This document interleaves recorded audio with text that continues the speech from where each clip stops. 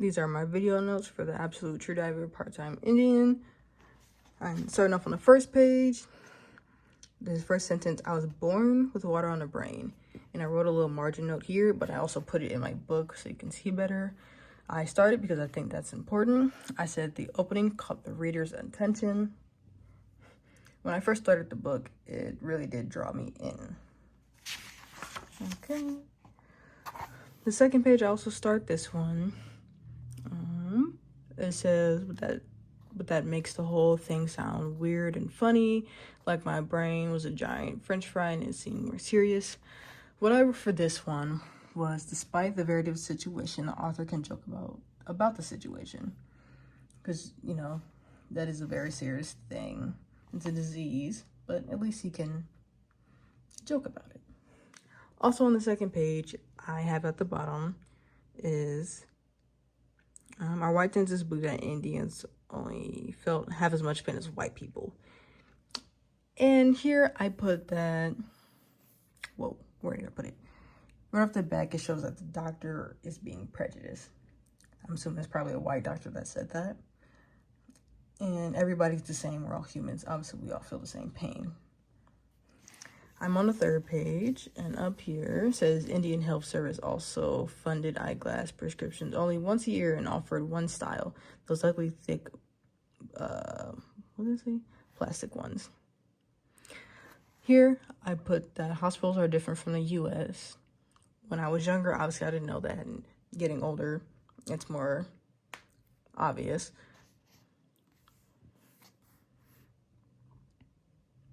Why did I underline this? I don't remember why. But this was important to me. He's describing everything that's wrong with him. And for here, I put a lot of bad stuff with the author, but he doesn't seem upset about it. I also put it here. Yep, he's not letting him slow him down or make him feel bad or depressed. This is also page 3, the bottom paragraph. For page 4, he talks about how he's being bullied every day by people on the reservation. And for this one, page 4, I put at the bottom, even though they are the same, they're from the same place, he's still being bullied by his own people.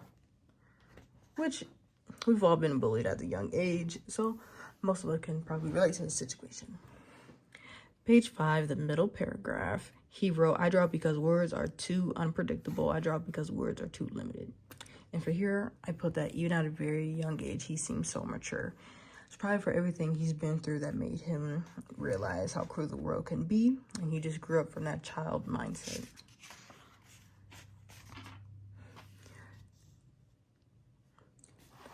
My rings are on the way. This is for page 6.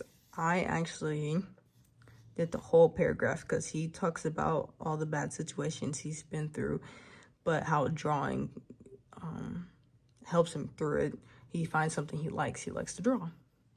For page 7, I wrote for the top paragraph, he talks about how he believes that he's pretty good at drawing.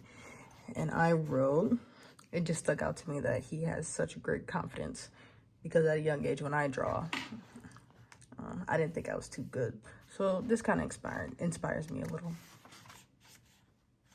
I didn't have anything for page 8, but page 9, he talks about a dog that he's found, and it's his best friend, and how he's really sick and they cannot afford to treat him. That stuck out to me because it still talks about how poor he is on the res, how he can't afford certain things for his dog, stuff like that.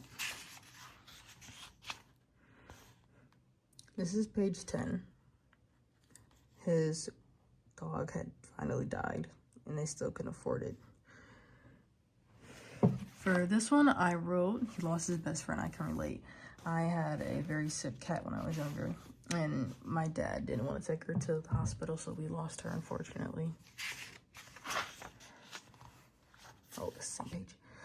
So here we are for page 11. He talks about his parents, how they wanted to be something different, how they wanted to be more, but unfortunately they were poor and they couldn't achieve their dream. And I believe some people can relate to that. Unfortunately, when I was younger, I also related to that. That's why I wanted to go to college and make myself something. On page 13, I have all this highlighted. It talks about how his parents actually have talent and they could have done something if somebody had given them a chance. But there was nobody around to do that.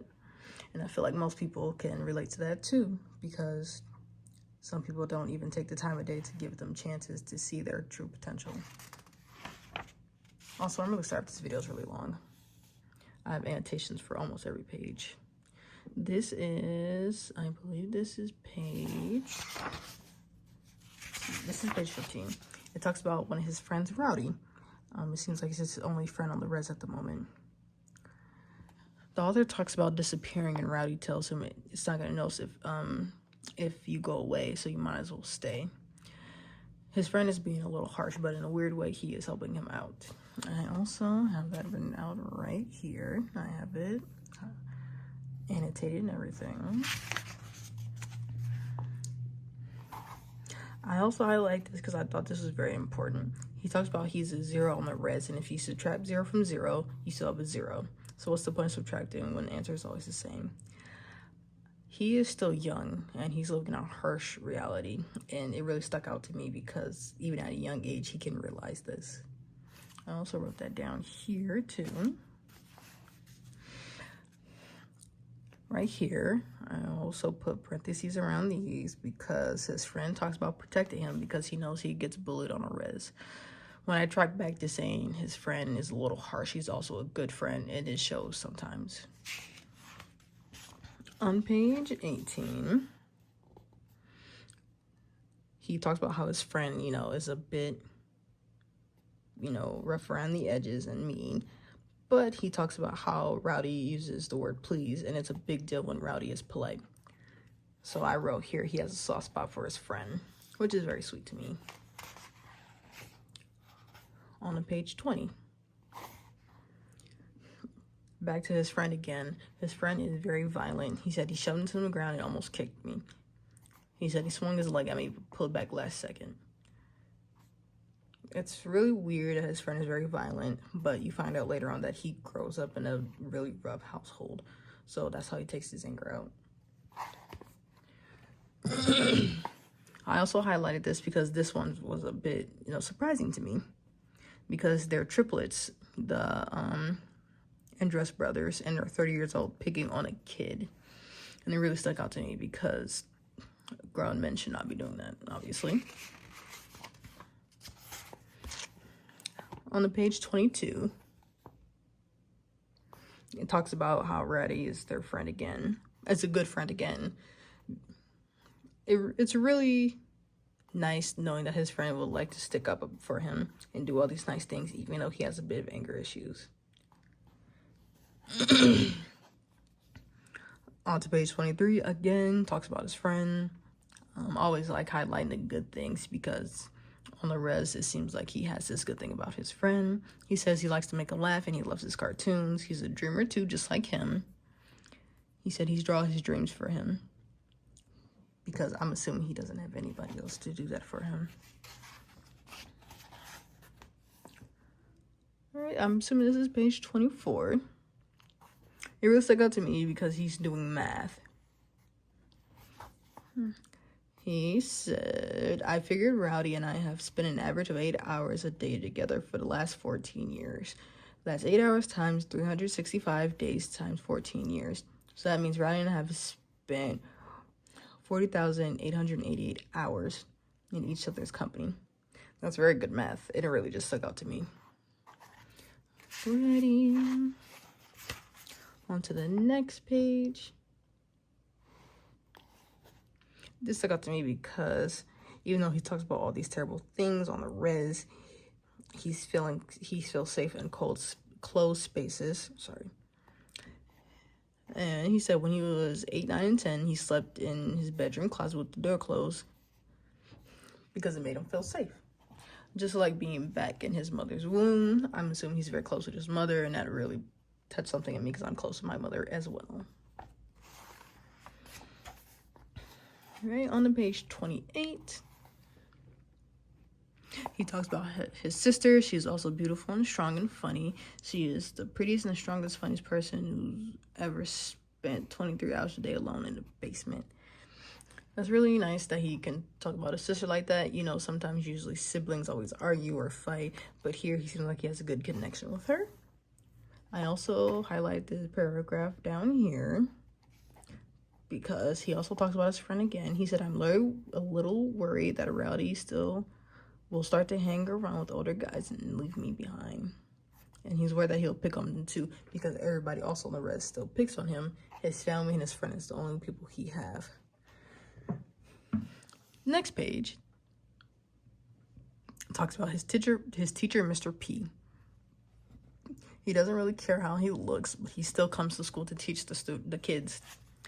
And that really stuck out to me because, you know, some teachers, they actually take high praise in how they look, and sometimes they focus on more of their looks than teaching. I believe that he doesn't care how he looks as long as the kids get taught.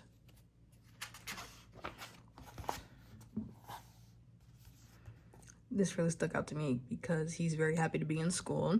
He grabs the book, smells it, he wants to kiss it. And it's really just sticks out to me because, you know, most students don't really like school. They don't care for it. They skip it. But he's very excited. Page 31, I highlighted on this. He talks about his school and his tribe are so poor. We have to study the same books that their parents study from. And I think this is the first time he actually loses his cool, that he's very mad about being poor and how he has to grow up. So in turn, he throws the books and accidentally hits the teacher.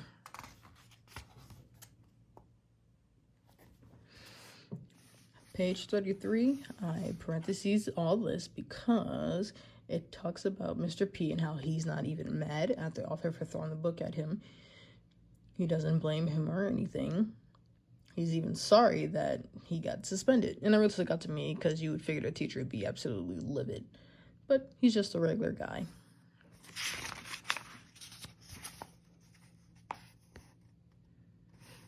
It's the same thing. I have parentheses.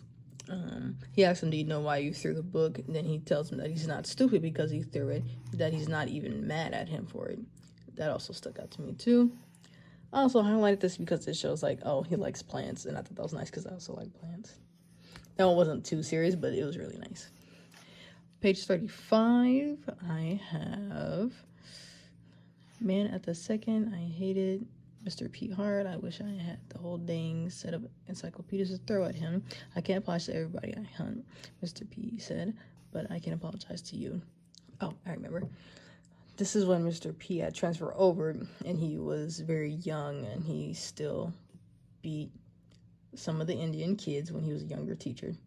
And here, he's seeking forgiveness by apologizing to the author, so he doesn't feel bad about it anymore.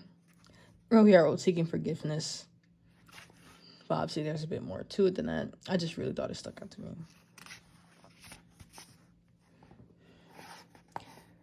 me. Here, I also highlighted this. Oh. I also highlight this because he was confessing to him. He was taking confession into a child, an Indian child. The same Indian child people that he used to beat. I also highlighted this because he knew what was wrong, and he's admitting to that. And I thought that was really important because some people aren't brave enough to do that. On page 37, I highlighted this because they talked about his sister and her feelings and like what she likes to do. He tells her that she likes to write, and he cares about the sister's feelings. Well, she wasn't shy about the idea of writing books. She was shy about the kind of book she wanted to write. So he obviously knows what she liked and everything like that. I don't have any annotations for these pages, but I have annotations right here. This is page 40, and I annotated, she could still write a book, I said. There's always time to change your life. And this honestly gagged the author because he thought everything was set in stone. He didn't know that you can change your destiny, and that gave him a real eye-opener. On page 41, I highlighted and annotated this because he tells him that he's a good student and he deserves the world. No teacher has ever said that to him, and it really made him emotional.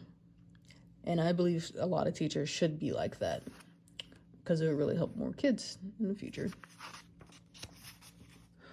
Whew. I remember I annotated all this. I annotated all this because the teacher tells him that he wants him to leave the reservation, that if he stays here, that he's going to not make it far in life, that he's just going to end up like everybody else. But if he switches to another school, it will give him hope that he doesn't have to see him turn out like everybody else, that he's going to walk away from the sad reservation and be someone. I have no annotations here. I have annotations right here. This is page 46, and I annotated, no, if I don't go now, I never will. I have to do it now. And his parents said, okay. He's telling his parents that he wants to go to a different school off the reservation. And they told him, okay, without any argument or anything, they believe he can do great. On page 47, it's almost the same. You'll be the first one to ever leave the reservation this way, Mom said. The Indians around here are going to be angry with you. But she knows that he's doing something great for the family and great for himself. On to page 49, I annotated, I didn't want to get mad. I didn't want to get him mad. When Rowdy got mad, it took him days to get unmad. But he was my best friend, and I wanted him to know the truth. I'm not trying to get you mad, I said. I'm telling the truth. I'm leaving the regiment. I want you to come with me. Come on, it'll be an adventure. This really stuck out to me because he knew it was probably going to upset his friend, but he still told him to let him come to him anyway. He didn't keep it a secret and just leave without telling him behind his back. This is his first day at school, at a different school, and he's talking about the children there. They're all white. The kids are magnificent. They knew everything. They were beautiful and smart, and epic. They were filled with hope. This stuck out to me because I'm hoping he wants to be like these children, be also great and believe in himself. Okay, looks like I don't have any annotations for the next couple of pages until right here. This is the next morning at school, and his dad dropped him off. He tells his dad he's scared, and his dad says, I'm scared too. And that stuck out to me because he's actually showing emotions to his son instead of telling him like, oh, suck it up, be a man. They're both scared. On the page 55, this also stuck out to me. His father tells him, just remember this, my father said, those white people aren't better than you. He's encouraging his son. He's telling him that nobody's better than him. They're all the same, and maybe even he's better than all of them.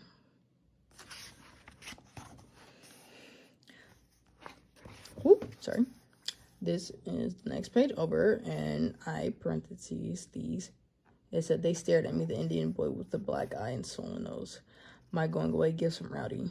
Those white kids couldn't believe their eyes. They stared at me like I was Bigfoot or a UFO. What was I doing at Rearden, whose mascot was an Indian, thereby making me the only other Indian in town? This stuck out to me because it was weird. They're staring at him as if they'd never seen an Indian kid before, and I know they probably definitely have. I'm assuming they have bad thoughts pushed on by their parents. They're acting as if he was out of the world or something, as if he was an alien.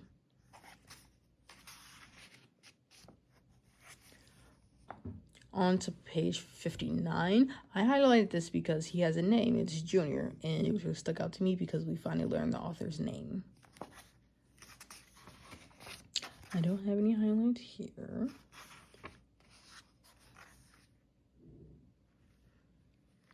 But I have a highlight here for page 63. What says, who paid special attention to me? None of those guys punched me or got violent. After all, I was a reservation Indian, and no matter how geeky and weak I appeared to be, I was still a potential killer. So mostly they called me names, lots of names. They thought he was violent because he was from the reservation Indian, but obviously they don't know that. Even if he seemed geeky and weak, they still had a bad perception of him from the start. I highlight these two things because they were very racist. I'm not going to say them out loud, but it really did stick out to me. And then on to page 65, it's when Junior, the author, actually punched the kid Roger for calling him names. And he was surprised that he got punched. which was really surprising to me as he has never been in a fight before. Alrighty, and then on to the next page. I had this because I didn't know what to say, so I just stood there red and mute like a stop sign. Roger and his friends disappeared. I felt like somebody had shoved me into a rocket ship and blasted me into a new planet. I was freaky alien and there was absolutely no way to get home. He was surprised because he's never been in a fight, so he thought after this there were going to be a fight. But instead, Roger just walked off, which really surprised me because I thought, high schools, there's fights. He's a big kid. So it really just stuck out to me too. On to the next page. He talks to his grandmother about hitting a kid because he was obviously calling him names. And the grandmother told him that, oh, I think he respects you now. And he's surprised by that because he didn't think he would ever get respected in a different school by white people. On to the next page. I have no annotations here, but I have annotations here. This is his first conversation with that kid Roger he punched after he punched him. And it's a very chill conversation. It's mild, stuff like that. He asks about his best friend's bike after he just dropped him off. And after that, he just walks off and said he will see him around. Which is surprising. It also surprised me because you wouldn't think that after being punched, you'd be cool with him now. So it seems like his grandmother was right. That he did respect him now. Alrighty. On to page 75. I quoted this, or put these in parentheses. He says, yeah, I was quite the dramatic 12-year-old. Please, Rowdy said, stop that bawling, okay? He said, okay. I was, I'm sorry. Once again, it's his friend also being polite, and he said it's always a big deal if Rowdy's polite, so it's a big deal to me. So that's why I also put that in parentheses. No parentheses here. On to the next page. It is the girl Penelope, the one he has a crush on. They're talking about their Halloween costumes and how she's dressing up to help out the homeless. And this really stuck out to me because he always thought that, people at this school would have been, evil, mean. But this girl Penelope, she's actually a really nice person and doing things for the homeless. And most of the time, you don't see teenagers doing that. They're really just selfish and rebellious, stuff like that. So this one's a really good eye-opener for me. Alrighty, on the page 80. Again, with the girl Penelope, they're talking about how he got beat up and took all the money from homeless people. And she, instead of, caring about the money, she asked me, "See, okay, have you been to the doctor?" Stuff like that. And this really also stuck out to me again because he thought, she didn't really care for him like that. But she's actually showing concern and emotion. Whew. Alrighty, on to page 83. I put these in parentheses. It said, and once I arrived to Reader, and I became something less than an Indian. Those white kids did not talk to me. They barely looked at me. Basically, nobody paid attention to him. They didn't bully him, but they also didn't talk to him either. Which on the Reds, people still bullied him. But here, no one did anything. And I don't know if that's good or bad. But he said Roger nodded his head at me, so that's something. I have no annotations here. I have annotations here, though. Here, he talks about a teacher named Mr. Dodge. He wasn't a real science teacher. That's what happens in small schools. And here, it seems like they don't have money either to afford a real science teacher, which kind of brings me back to the beginning of the book, how they're poor, but I really wasn't expecting it for this school, as it seems many rich kids kind of go here, so you think it would be a bit more funding for their teachers. I don't have any annotations here, but I did highlight this, and I highlighted a man that takes courage and imagination. Well, it is also took some degree of mental illness too, but I was suddenly happy for her, a little scared. He's talking about her sister and how she left the Reds. She ran off to go be with a man, but he is very happy for her. Maybe even a little scared too, because she's finally did what nobody else was wanting to do because they were scared, unlike her. I also highlighted this because he's still talking about his sister, how cool she was and how he felt inspired by her. That also stuck out to me because, once again, it's a good relationship with his sister. But I am going to end the video here as it is going on almost 30 minutes. I don't know how long you want the video to be, but please let me know if you would like me to do the whole book, because I will gladly do it.